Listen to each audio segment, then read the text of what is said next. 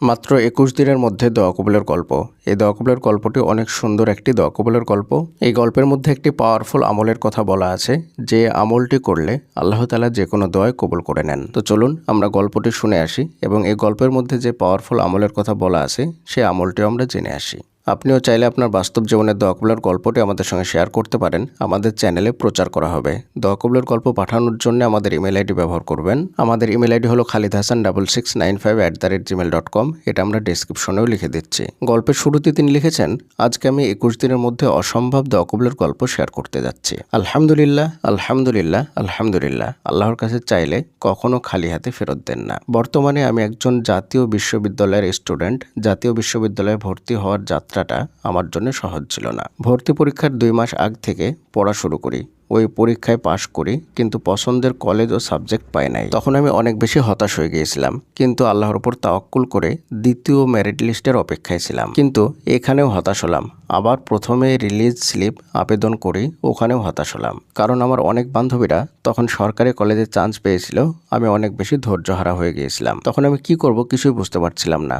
আমার আম্মু বলতেছিল প্রাইভেট বিশ্ববিদ্যালয়ে ভর্তি হওয়ার জন্যে এবং অন্য কোনো বেসরকারি কলেজ থেকে অনার্স কমপ্লিট করার জন্যে। কিন্তু আমার ইচ্ছে ছিল কম খরচে জাতীয় বিশ্ববিদ্যালয়ে পড়ার। যেহেতু প্রাইভেট বা বেসরকারিতে অনেক বেশি টাকা খরচ হয়, তাই সেটা আমার মোটেও পছন্দ ছিল না। তখন আমার কাছে আমার দ্বিতীয় রিলিজ স্লিপে আবেদন করার একটা সুযোগ আসে। সাথে সাথেই আমি আবার ৫টা সুন্দর করে কলেজ চয়েস করে দেই।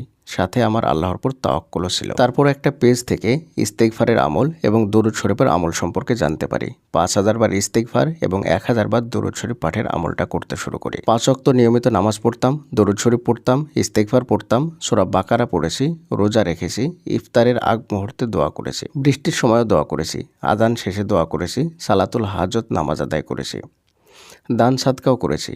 আমার আব্বু আমার জন্য অনেক বেশি আল্লাহর কাছে দোয়া করেছিল। এক কথায় আমি তখন আল্লাহর কাছে চাইতে লাগলাম। আমার আল্লাহর প্রতি ভরসা ছিল, আল্লাহ আমাকে কখনোই খালি হাতে ফিরিয়ে দেবেন না। সাথে আম্মুর সাপোর্ট তেমন একটা ছিল না, কিন্তু আব্বুর অনেক বেশি সাপোর্ট ছিল।